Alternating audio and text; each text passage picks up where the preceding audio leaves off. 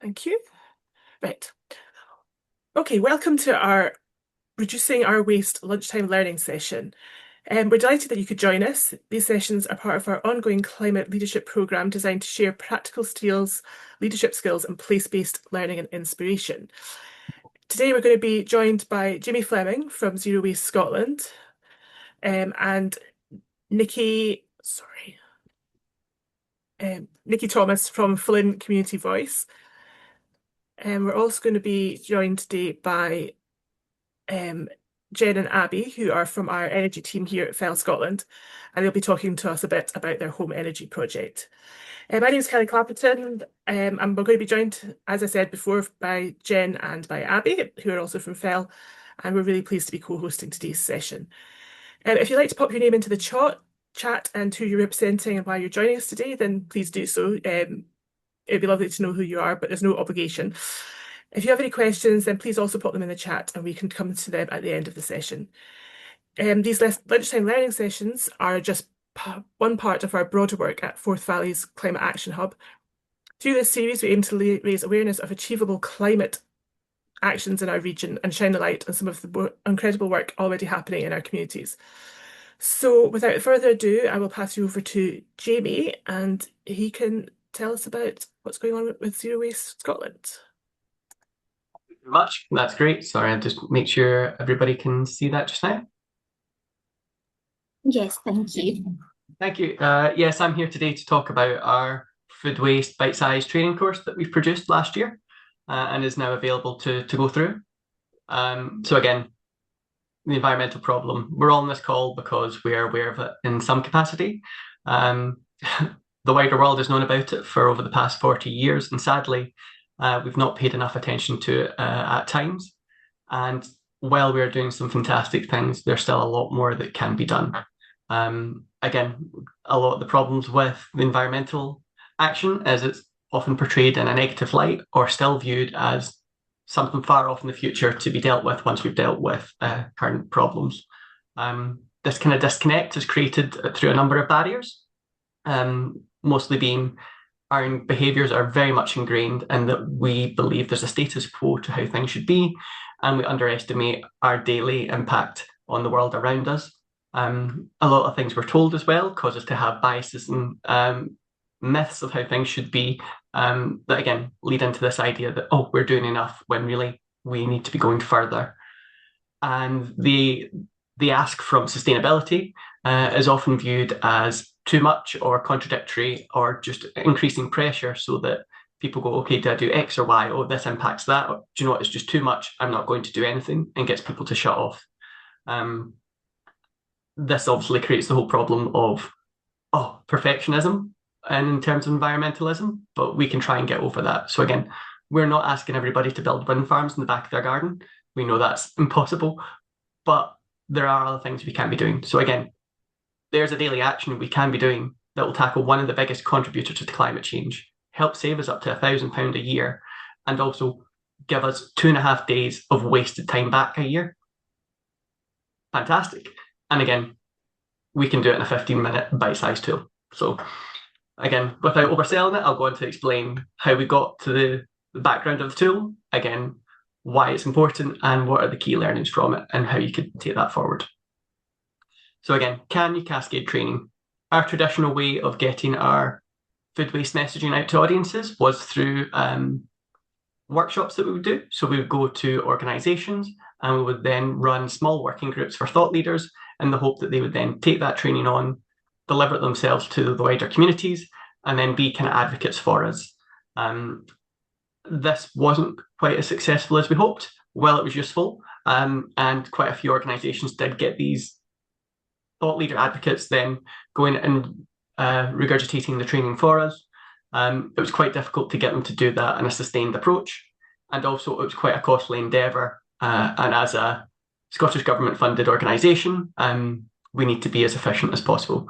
So we realised we needed to be more impactful and have something that was more relevant to how people are engaging with content these days, and also something that was more shareable and accessible in a timely manner. So we created, instead of a one-to-one approach, a more one-to-one digital method. So this was our new bite-sized training course that was more targeted at wider consumers as well as still those existing community leaders. So we have an immersive landing page with a lovely introduction video that just gives people the background on the needs and the wants of the training. We then have 5 pages of interactive training with key stats, reducing tips, and also interesting quizzes just to help people go back over the learnings just so that it is retained in their memory. Also helps boost that engagement and keeps people going along with the interactive messaging.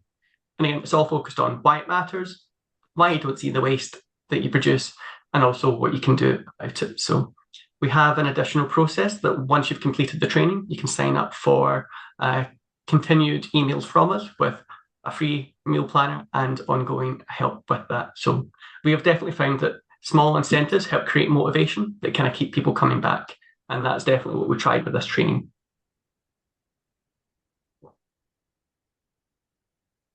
So why it matters. Again, look out the window these days and we're seeing the real impact of climate change. Extreme weather, loss of biodiversity, rising food costs, and energy crisis.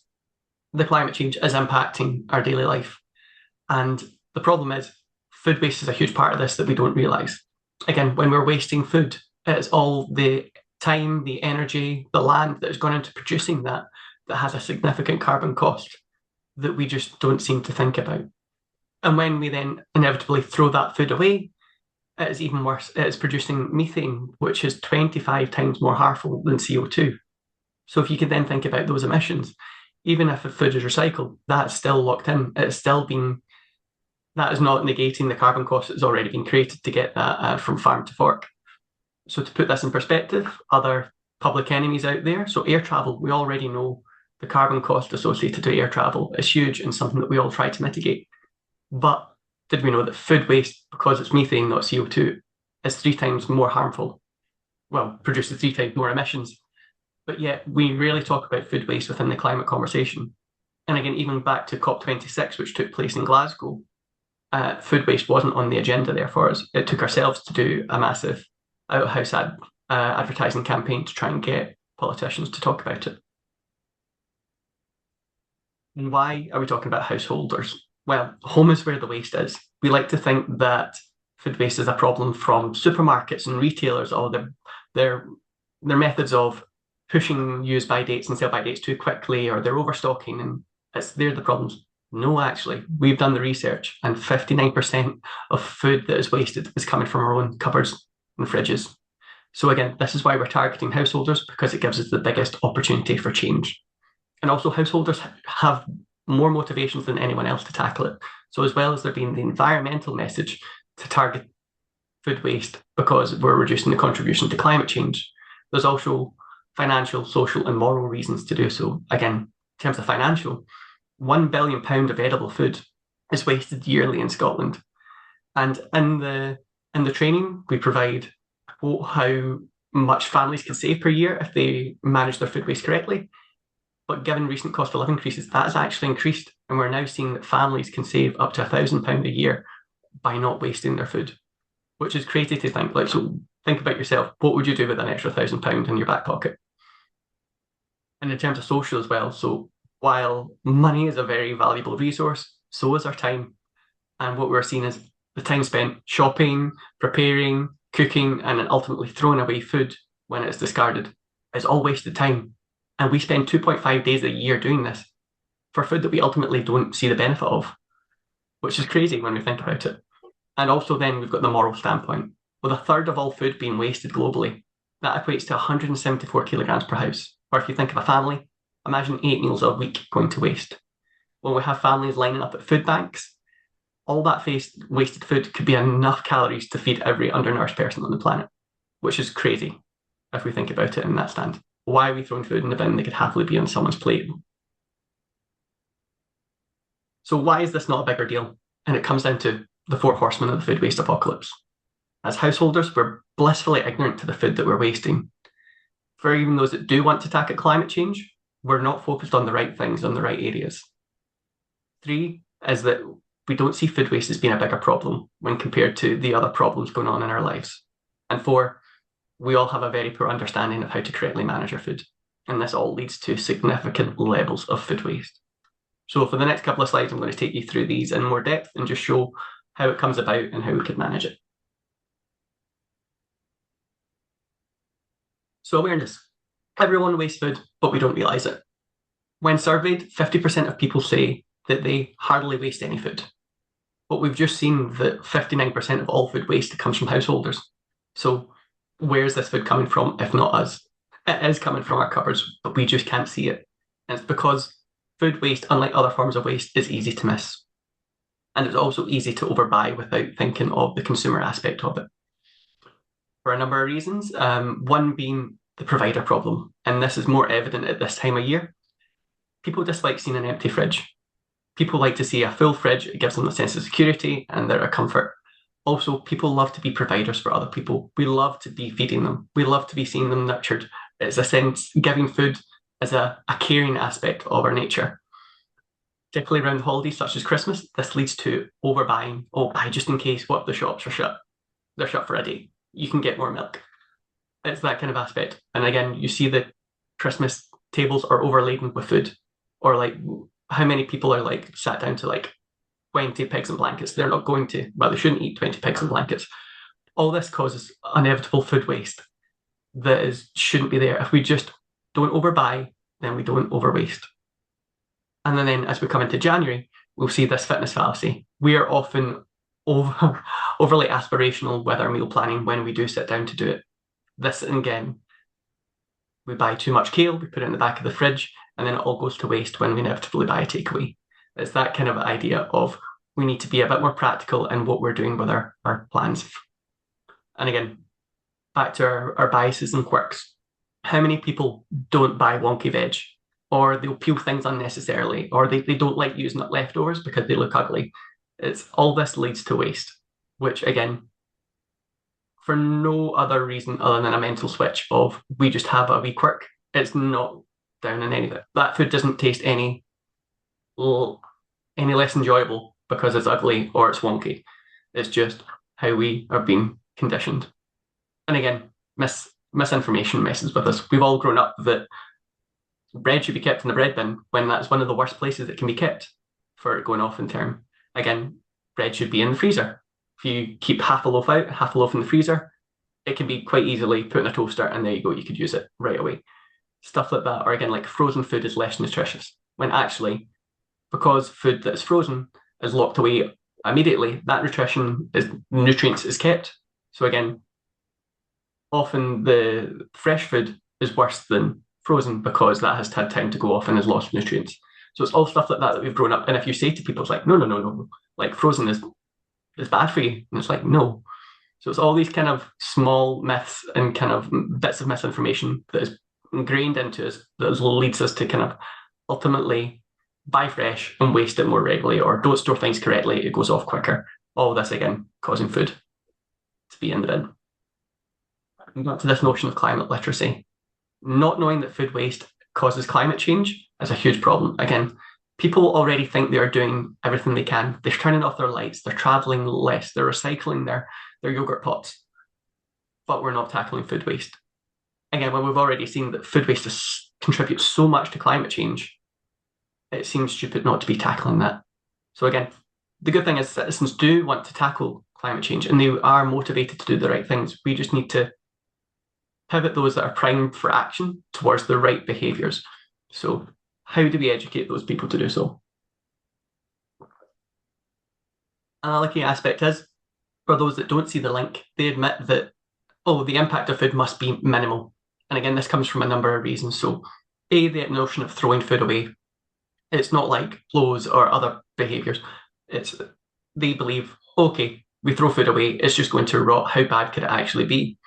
But unless we're traipsing into the middle of the forest and putting down our food there, it is going to get rot and decompose because we're putting it in black bin bags, which is going in landfill, which is then getting smothered and creating that methane gas. So it is not just peacefully being enjoyed by some forest animals. So when we then also go, but we've got a food waste caddy, okay, we'll just throw our food in there. Surely we're doing the right thing. This is where people mix up the difference between avoidable and unavoidable food waste. Your unavoidable food waste as the things you realistically can't eat or shouldn't be eating, like coffee grounds and eggshells. But people mix up all food waste in that. So it should be those eggshells and coffee grounds that are going in your food waste caddy. But people are throwing all their food in there and thinking they've done a good job. It's a similar situation of the recycling of clothes. A lot of these things. Oh, yes, I bought a whole new wardrobe and I've just thrown my recycled ones into a charity shop or those charity bags. Oh, I'm doing the good thing. It's like, no, the best thing to do is keep the clothes or just not waste in the first place. So,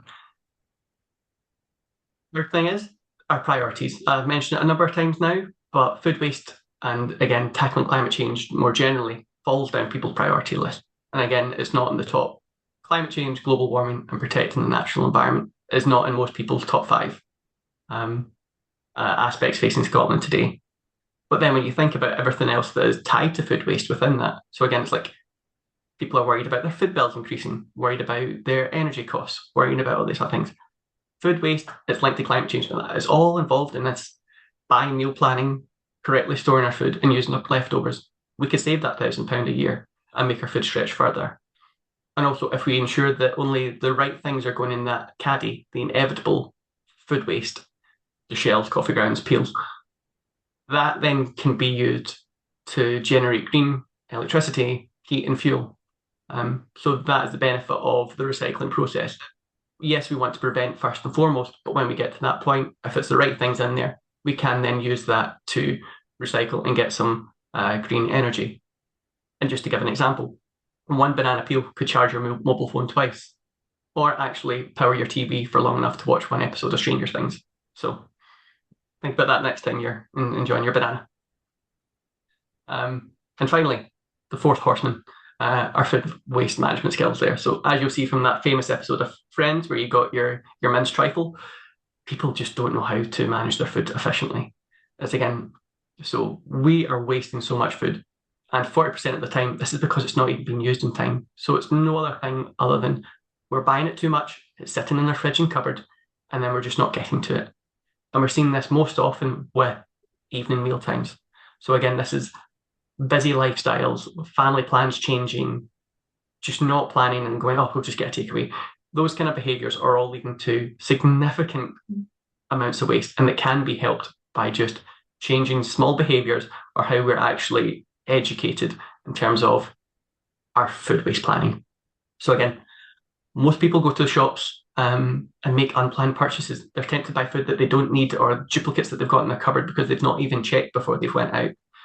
This is something that's very simple to do, or if you keep a track on your phone, a simple app, a notes app even, of what household staples have you got? Have you got rice? Have you got vegetable stock? Have you got salt?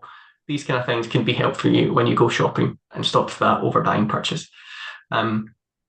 Not to say that we don't still want to have a wee walk down Aldi and Lidl's middle aisles and buy a canoe if you want. It's just don't do that with your food waste. Also, people have a hard time still understanding the difference between use by dates and best before dates. Supermarkets are there to ultimately confuse you, and they use a lot of psychological tricks to make you overbuy.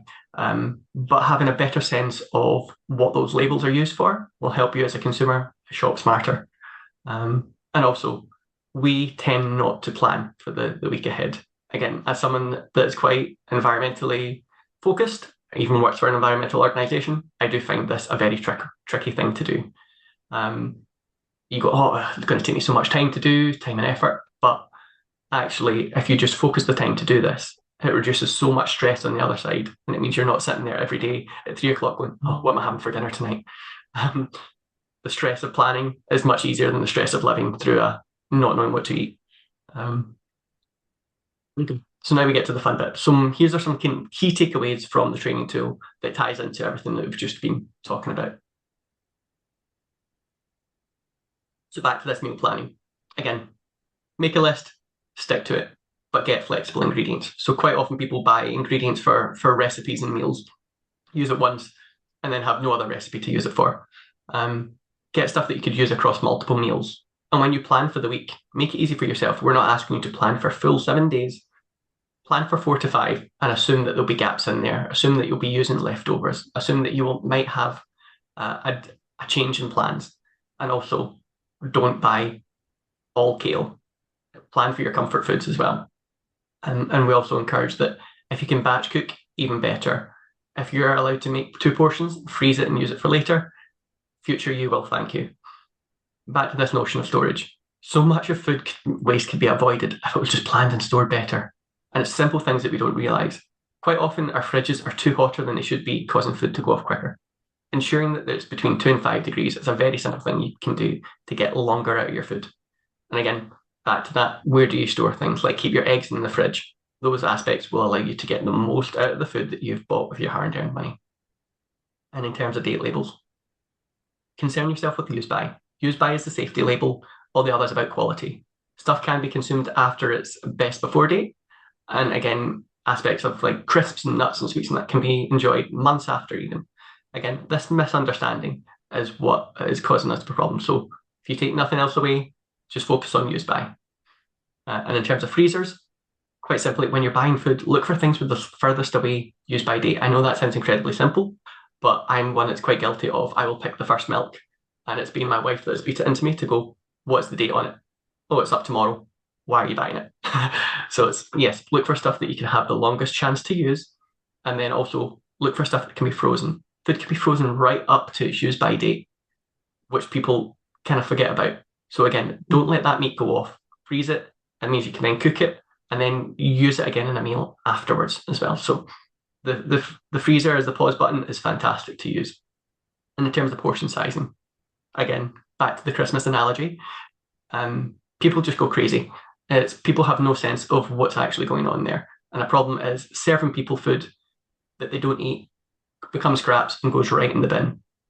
Our bit of advice is serve buffet style or let people come up and serve their own portions from plates. The benefit of this is people take only what they need. Also, it means if there is any leftovers, it's not ugly slop on a plate, but it's already there in more attractive options that you can put in your Tupperware, put in the fridge, and then obviously you'll want to eat it the next day. So back to how we can use the course here. We are not trying to relive the Cascade training days. We are not asking you then here to stand up and give this presentation to other people.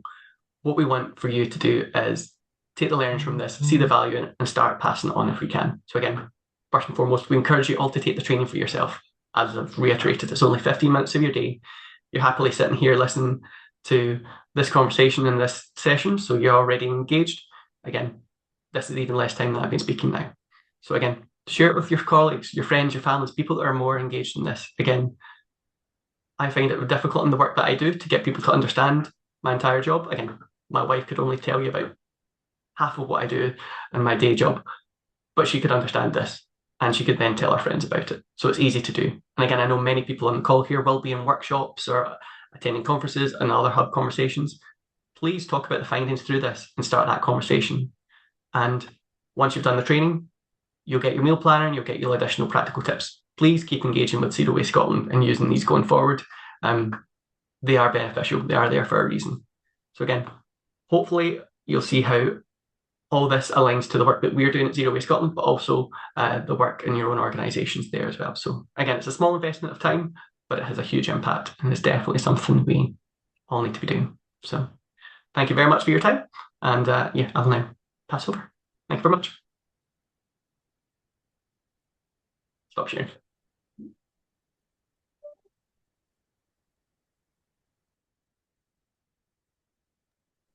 That's great. Thank you, Jamie, for that. Are we having Nikki up to speak next? Is the question. Yep, let me just find my screen. Okay.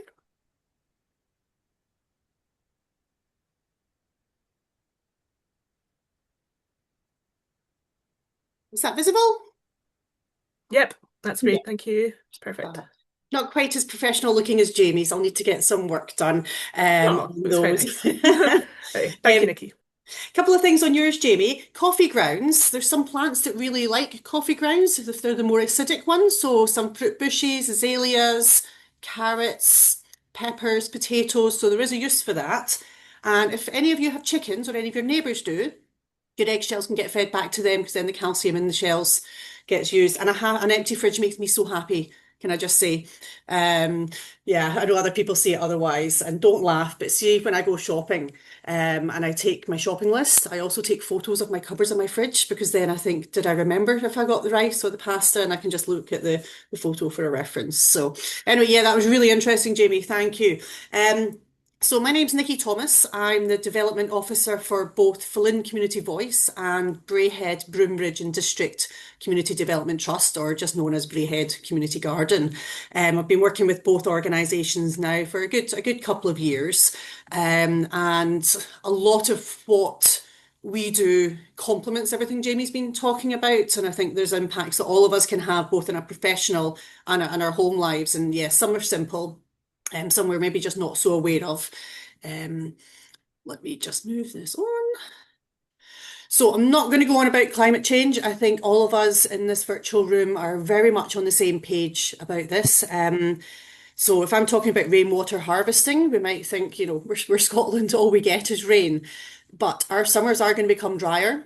I mean, 2024 was very wet, but if we look at the summer we just had just now, I mean, we were bordering on drought at some point. Our winters are getting wetter. I know in this picture here, the grass looks all nice and green, but if you saw my back garden just now with two dogs running around, it just looks like absolute mud. But there's a huge impact on this, when you're talking about the ecosystems, agriculture, food, and both businesses and homes, there's something all of us can be doing in this and doing it fairly easily, I would say. Now, again, probably the same as the food waste, we maybe don't realise how much water use actually impacts on the climate and how it can be quite unenvironmentally friendly. Any water that we use in our houses or in our work that's been processed, that's used energy and processes to actually get it so it's potable, so we can drink it, so we can cook with it, so we can wash with it. But there's so many more uses of water where we don't need to do that. And I know a lot of us, and that's certainly through some of the FEL lunchtime learnings, we've looked at flood risks, in several areas, the impact that has on our local drainage systems, the ecosystem. There's a lot we can be doing with this. Right, no. I'm going to pop back there. Does anybody know how much more water people in Scotland use per day compared to someone in England? You might have just seen it on my screen there because I flicked forward too quickly.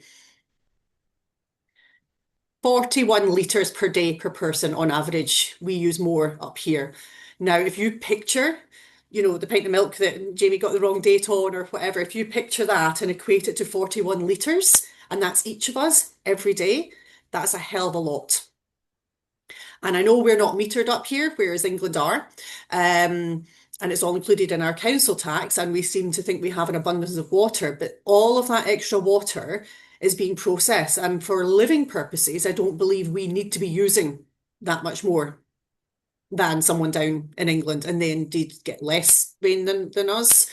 Let me just move my screen again. So the average rainfall in Scotland is 1,578 millimetres. So that equates to 62 inches. And, in this sort of climate forecasting, is predicted to rise between 8 to 19%, which, let's be honest, that's huge. And for most of us, if we're in central Scotland, living by the River Forth or any of the others, I know certainly, for example, Fallin, right beside the river, really, really flat. The risks there are huge. And the current average of rainfall for England is 880 millimetres. So there's quite a significant difference there. So if we're getting drier summers, but then we're still getting wetter winters, that's when your ground is already waterlogged, absolutely sodden. Your risk of flooding is, exponential almost. But interestingly, and I did not know this, rainwater is considered soft water and is free of the salts and minerals found in municipal water. So I didn't know if anyone else knew that, but I just thought I'd pop that in for information. So this is where these are all the less glamorous photos, because these are ones from my actual gardens. So none of these are taken off the internet or anything. So Braehead Community Garden has been going for 10 years this year. And I wasn't involved in setting up this initial system, but I was involved in getting extra IBCs on site. So each of these big water cubes, and you'll see them across farms and industries and industrial estates, each of these hold approximately 1,000 litres of water, which sounds like a lot, but if you've got an 11,000 square metre garden with over 120 raised beds, it's amazing how quickly you can go through that water. So I'd managed to get funding from, it was the Forth Valley and Lomond CLLD fund, the capital side, a couple of years ago, which enabled us to get in another 50 IBCs. Because even with, over 60 existing IBCs, we were still running out of water. When I started in Braehead, that was spring 2023, there was a period early summer where there was almost 6 weeks of unprecedented sunshine in Scotland. There was no rainfall, and that's peak growing time. You've got your seedlings, you've got everything in the ground, and people were panicking. And they were just like, oh my God, I've done all this hard work on my crops. I'm not going to get to anything. How can I keep it watered? So we managed to get more put in. It got to the stage where we use a RAG system, so red, amber, green. And yeah, people were having to bring in their own water, which, let's be quite honest, for most people is doable. But if you either don't have a car, if you're physically not able to carry heavy water, whether that's even in 1 or 2 litre bottles or bigger, then you're really, really disadvantaged. So the good thing is, once this is all set up, it's actually minimal maintenance. And there's a couple of different ways that you can do it. You can harvest rainwater off of just about anything. It just depends how complicated you want to make it. So if we look at this picture up on the right, this is one of our polytunnels. We've got 4 large polytunnels at Braehead. And this is a run of approximately, I think, 12 or 13 IBCs. We've got guttering running off here. And we've got maybe 4 or 5 downpipes. You don't need to have a downpipe on every one. That's a cost you don't need to spend. But it's amazing how much runoff you actually get from a big polytunnel. We had a slightly different problem in Fallin, which I'll come to, but these are self-leveling. So there's a little tap, you can actually see it down in this bottom left picture here. So you can keep them individual, but if you all want them to level and collect the water, so if you've only got a few downpipes into a few of them, you just open them up and then they will self-level over time. Once they're full, you can close those off, because there have been the odd instance when somebody's left the tap on. And I know we've all talked about it at home, and we've come into work, there's this huge big flood and a pile of empty IBCs, which in the summer, when you're then not got any rainfall predicted, yeah, you get back into that panic again. What you can also do, you can use them and store them elsewhere. So these ones here on the top left are used. So we've got 8 in a cube there, and we use those to service our outdoor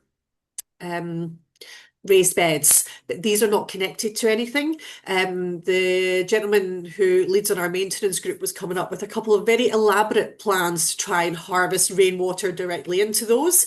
We decided it was easier to actually use an electric pump and a hose to take them from the ones that are at another polytunnel, empty those, fill these, and then the polytunnel ones can fill back up. So this still gave us 8,000 litres of water that we wouldn't have had otherwise.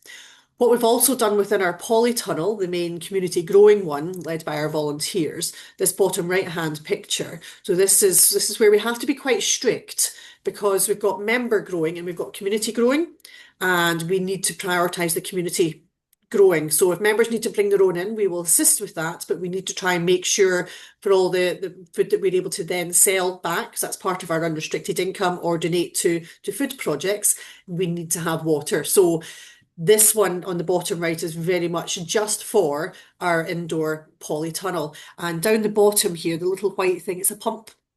So we've got a big hose, because I'm sure you can imagine it's really, really quite hard manual work to water 2 8 by 20 metre polytunnels, which are filled with raised beds. It takes a lot of work. So we have a watering rota in the summer, because it was just 1 or 2 volunteers that were taking on that, and it was far too much for them.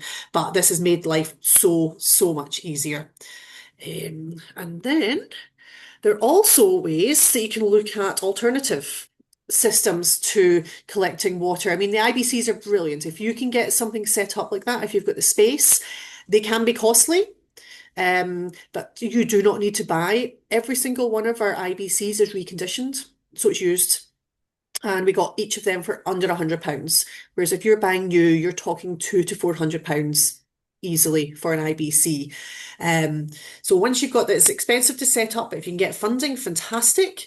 But there are other ways you can easily do it. So this is our big workshop at the back. It's not as easy to harvest water off of flat roofs, but it's not impossible. You will get something. It's either that or you can put a bit of wood up on the top and, try and direct the water down towards your guttering. But if it's heavy rain, water is going to be coming off there. We have got water butts left, right, and centre, and you can see these are all just hooked up to each other. So it comes in from the guttering, and then the overflow just goes down to here.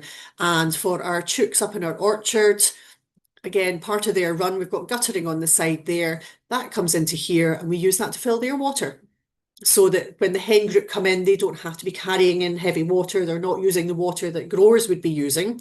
We have that all there and ready, so it actually makes things a little bit easier.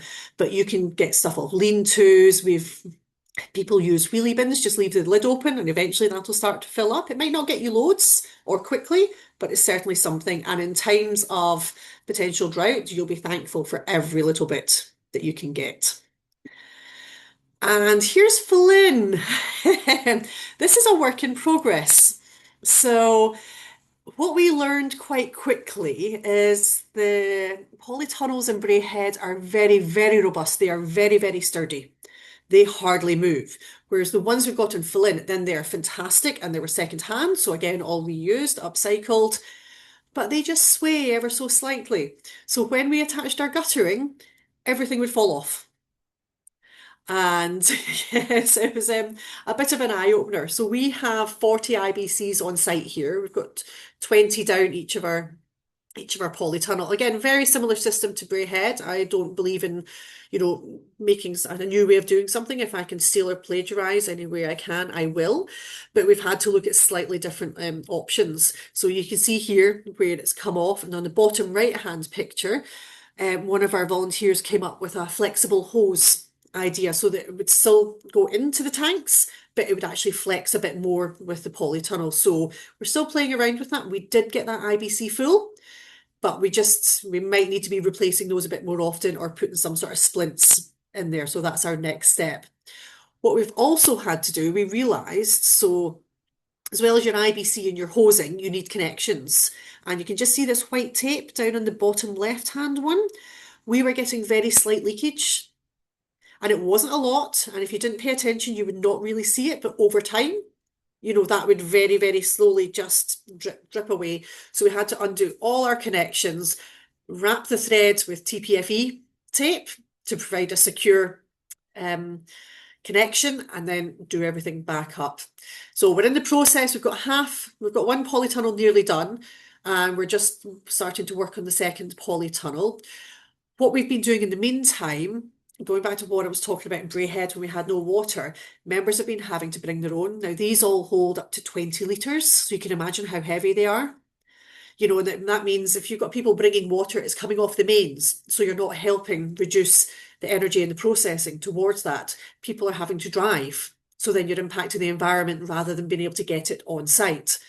And again, some people are disadvantaged because they're not able to bring their own in. So yeah, it's been a bit of a learning process. We've all been cobbling together, people bringing in and dropping off where possible. It's been a needs must, just so we could get the garden started this year. And the growing and the food donations that have already happened in this first year have been absolutely astounding, absolutely astounding. So we're determined we're going to have 40 full water cubes by spring. And we can then just use that and not have any worries about watering going forward. So there's a few wee things that you just need to be aware of. The not so good looks longer, but actually I strongly believe that it's a much better system than mains. I think the overall benefits far outweighs anything else. There's minimal upkeep, saves on your energy costs. If you don't have mains water, you don't need to get that installed. That's very expensive. And it's also hopefully able to reduce on-site flooding risks. We get quite floody in Fallin because we're on concrete. So we're really hoping that, we're not going to have to wear wellies every single time we go down. However, you need rainfall. It's not drinkable water. It's expensive to install. There are the risk of leaks, so you have to keep on top of that. I'm saying people interference. There was a couple of times at Braehead in the summer where there was no water and people were literally trying to rock the IBCs, but that can lead to, equipment getting broken, connections loosening and stuff. So we've had to educate and inform people to say, let's not do that. This is how we want to try and do things moving forward. And we've also got a hand washing station in Braehead because we use a UV filter on the water. So again, it's still not, you wouldn't drink it, but it's good enough for washing your hands. And that is me. Thank you so much, Nikki. That was brilliant, really interesting, and a huge amount of work that's There's gone nothing into it. sexy or interesting about that, Kelly. Come on, Oh no, I thought it was. I thought it was really don't. interesting. I thought it was really good. I just think the amount of work just looking around all that water, but it's very impressive, really impressive. I'm going to pass over in a minute to Abby and Jen from to discuss the energy side of things, and then at the end we'll come to any questions that people might have in the chat, and also if you've got any, just stick your hand up, and I'll come to you for everybody else. So yep, Abby and Jen, I shall pass over to you. Thank you. Thank you, and thank you both, Nikki and Jamie. That was really interesting. I agree with Kelly. Just bear with me 1 second. Oh, when it comes to me, I always forget what I'm doing. There we go, the big button that says share screen. Good help. Perfect. Okay. So we're just going to be touching on how we reduce our energy. So we're from the Fell Energy team, and we're both home energy advisors. So just got some information to share with you. Just to check, can you all see it okay? Going to take that as a yes. All good. Perfect. Okay. So we're just going to touch on why we want to reduce our energy use. So there is some correlation between reducing your energy as there is with water and your food waste as well.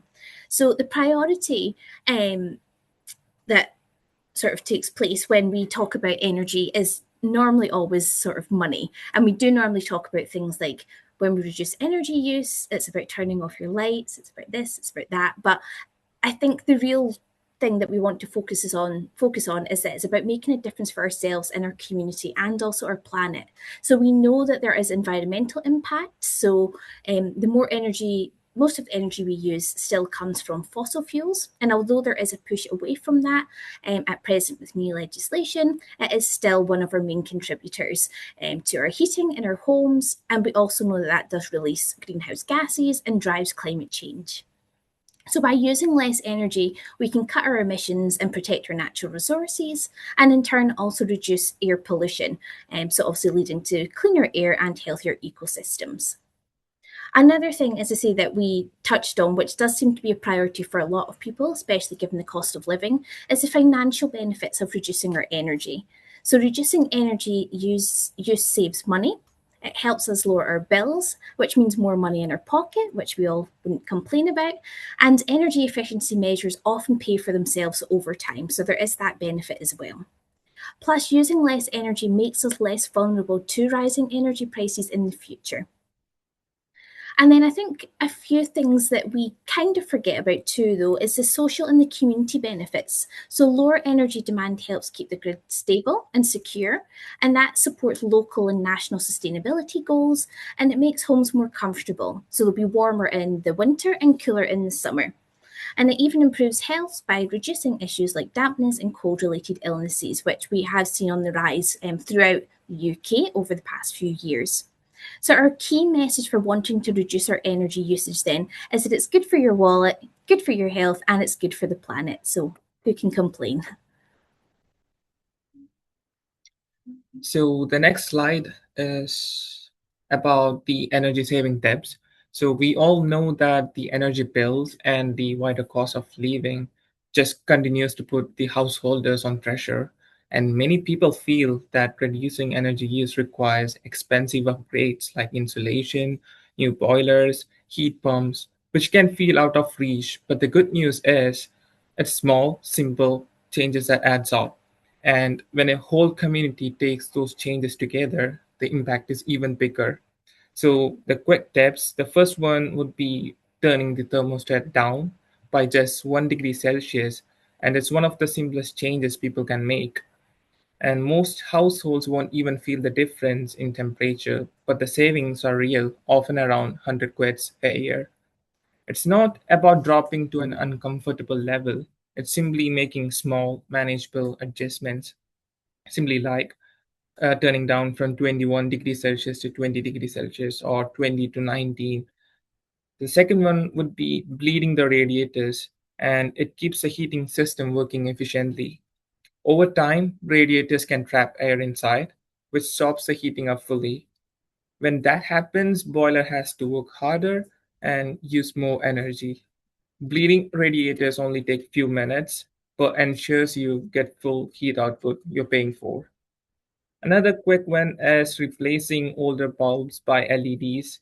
LEDs use far less electricity, around 80% less, and they last much longer, meaning few replacements and longer term savings.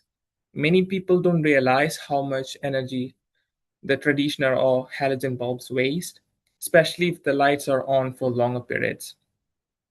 Now, the fourth one is the switching appliances off at the wall because it's an easy habit that prevents unnecessary energy use. Many devices like TVs, game consoles, chargers, smart speakers continue to use electricity even when they appear to be off. The standby power adds up over time and can cost households 50 to 80 quids a year.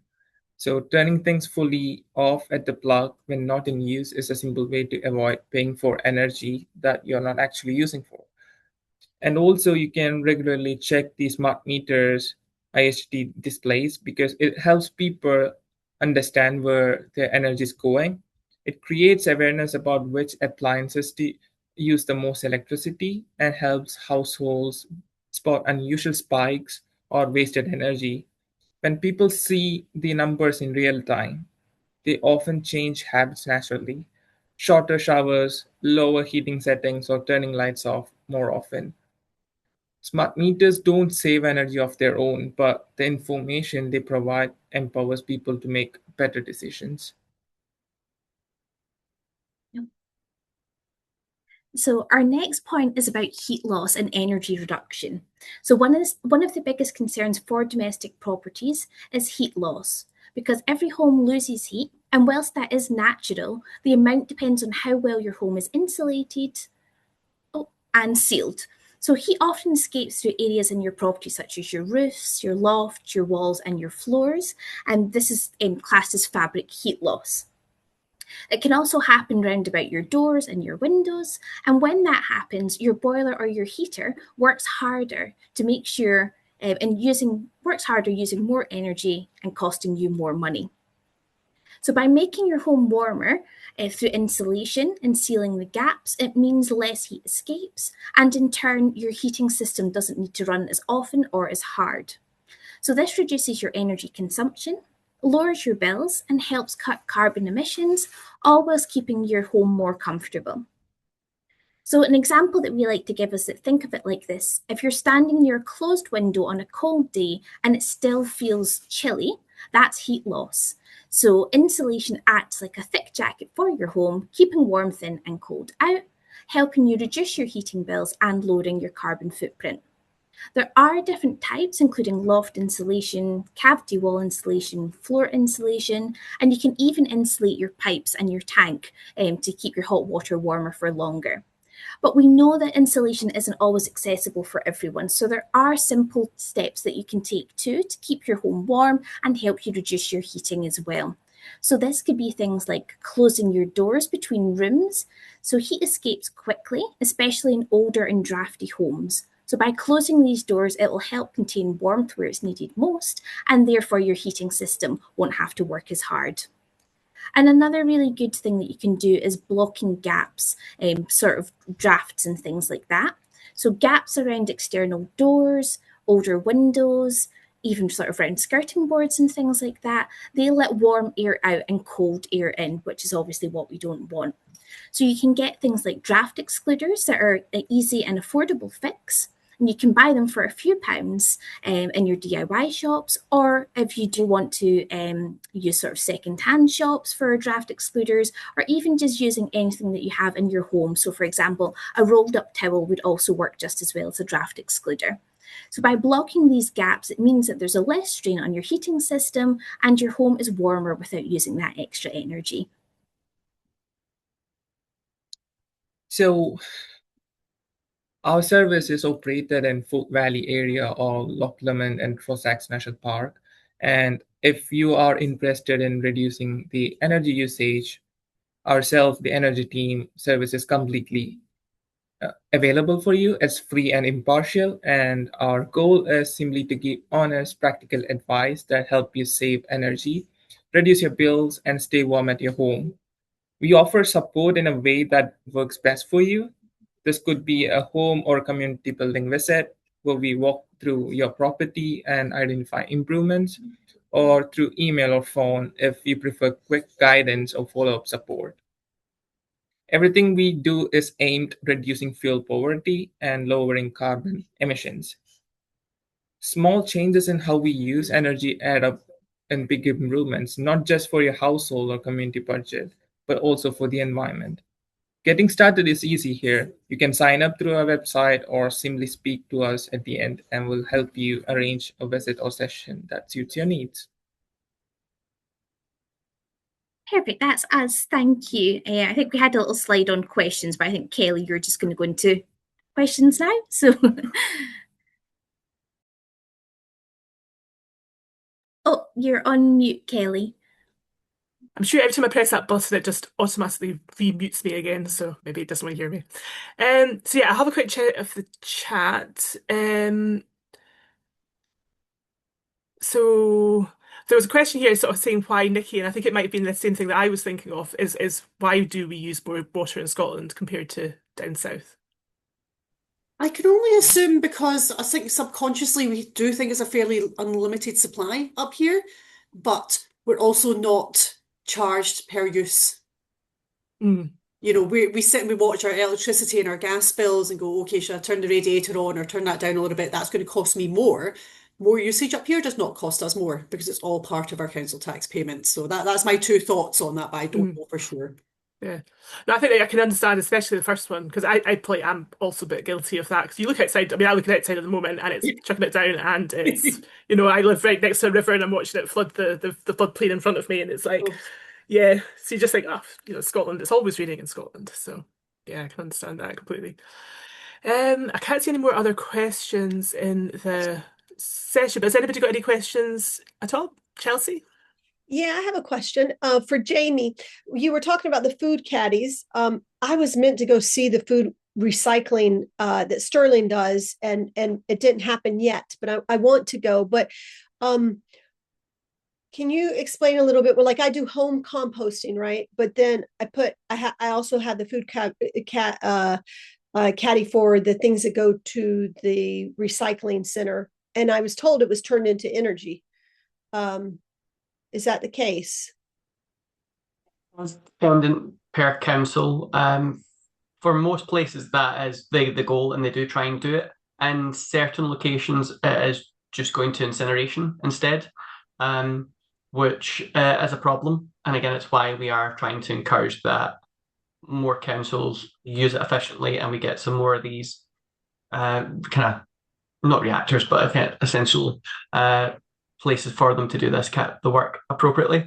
So again, I can't tell you this council does this way, this council does that, but for the most part, they do try and recycle that energy. Okay, because there's things like citrus peels and stuff like that I can't put my home compost in. So it's true. Again, there is a sorting process that does take place. The recycling aspect is not my specialty. I'm more the prevention, but I think it's just for the nature of the use of it in that situation. Again, so again, with the home composting system, I've got a hot composter as well, and I know like certain meats and stuff like that can't go in there, and I think that's because it's the plant use that you're going for there. It's a totally different system when you're looking to then just get the calories back for the energy. Thank you. Thank you. I was going to say I've got a couple of Has anybody else got any other questions? Sorry, before I dash on. Can't see anybody. Nope. I saw another Okay. one in the chat, sorry. Or did one pop There's up in another. the chat? Oh yeah, here we are. Sorry. Yeah. It just says, has Jamie gone into high schools at all? I feel that his online tool could work well in home and home ec class. So yeah, have you Thank been you. working with high schools? Yeah.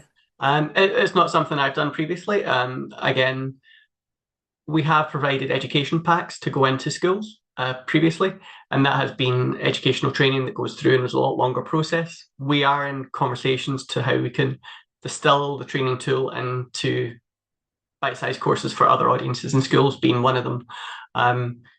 We don't have the time as an organisation to be able to go into schools ourselves, although my colleague Ella is on the call today and she has been volunteering and going and doing it on her own time, which is great. But no, it's definitely something that we are working to create to provide schools the opportunity to take people through it themselves. Again, that's the whole point of a tool of this nature is you don't need someone like myself coming and presenting to you. It's very much a self-training tool. Thank you. Oh, Chelsea. Another question for the energy team this time. I'm wondering about solar panels on roofs that don't face the sun. How important it is nowadays have solar panels evolved to the point that it doesn't really matter? Yeah, so obviously, south-facing roofs are always going to be the best option if you have them. There is some leeway on that, so if you have a roof that's partially south-facing, that's okay too. As long as the solar panels are placed where they're going to get sort of optimal sunshine during the day, that is obviously for the best. They do still work on cloudy days as well. So the sunlight itself doesn't play a massive factor, but obviously if you can have it in a location that does get a lot of sun, it is going to make it more more efficient. It's going to do the job better. But I think I wouldn't be able to comment on changing technologies, whether that's going to be something that's going to be changed in the future. But there is certainly, they look at many factors when they come and do a solar panel installation. So if it's not completely south facing, it might not be an issue. Thanks, Jen. Thank you. That's good. Anybody else? No. I do have one quick question. I suppose it's aimed at Jamie, but anybody else can jump in if they want. But how can we better support people who feel overwhelmed by the zero waste messaging? Is the question, and I suppose how do we encourage people to reduce their waste, but in a way that so they don't feel overwhelmed or got at about it. Maybe is a way of putting it. Happy to give a wee answer on this first, and then tell people. I know it's overwhelming. There's a lot to do, and it just gets on top of people. I try to encourage people to think about it as a climate diet. So treat it as you would a food diet in terms of like, you can't count every calorie, be totally on top of it entire days. You do need cheat days. So it's that not striving for perfection, but being a bit more resilient with yourself. So if there's days where you don't get to that food and you do waste it, or there's other environments and you have to take the car or whatever, it's as long as you are consistently doing the right sustainable behaviors. If you have slip-ups, that's just like a cheat day in a diet. It just means that you don't throw it all out, the baby out with the bathwater, and just go about it. You then start the next day and you go back to kind of keeping those behaviors as consistent as possible. So again, doing little bits when you can is far better than just it all crumbling down. So there's the famous expression of, we don't need a handful of people doing it perfectly. We need millions of people doing it imperfectly. So it's that way of like, do what you can and build it up. And if you fall short on a couple of aspects, don't kick your own backside. Like, just try better the next time. So. That's great. Thank you. Has anybody got anything else they'd like to add? Or is it? No. Right. That's great. So thanks very much, everybody, for joining us.